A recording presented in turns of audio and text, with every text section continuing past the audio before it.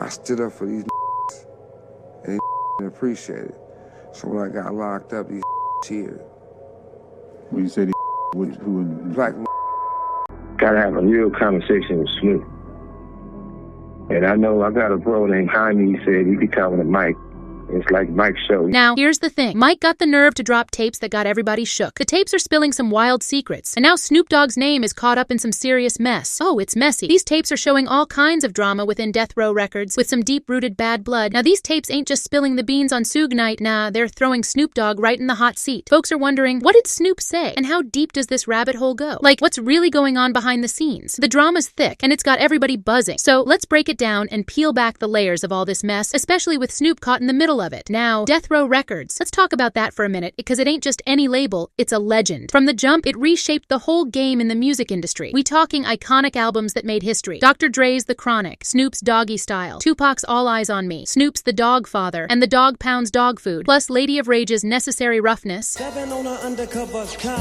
Yeah, and you don't stop. 'Cause it's Death Row's musical impact is still felt today, and it's still influencing the industry, even all these years later. At the top of this powerhouse, we got Suge Knight, the man behind the curtain, pulling all the strings and guiding Death Row's rise to legendary status. Suge ain't just big in size. He's got that sharp business mind to match, making moves that have people talking for years. His name? Oh, it's legendary. Some folks even treat him like the boogeyman, always with a cigar in hand, acting like he's straight out of a villainous movie role. Suge is no stranger to controversy, and let's be real, he's known for his temper and violent ways. But don't get it twisted, that rough around the edges, off-the-book style is exactly what made Death Row stand out from the rest. Without Suge's hustle, Death Row wouldn't have been the force it became. I stood up for these and they didn't appreciate it. So when I got locked up, these cheered.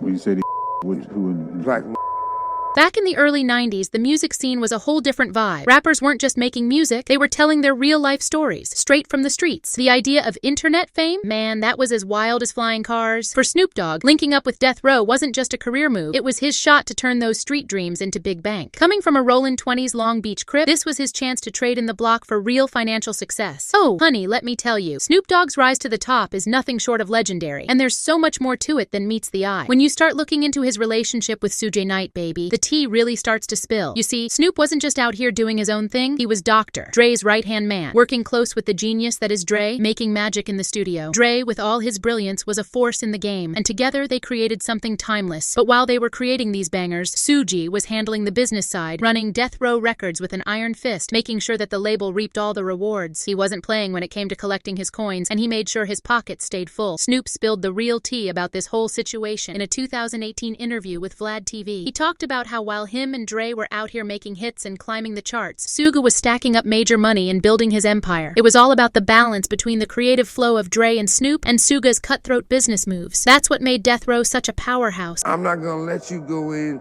sell 10 million records or 2 million records, or even 100,000 records out the back door and don't pay them.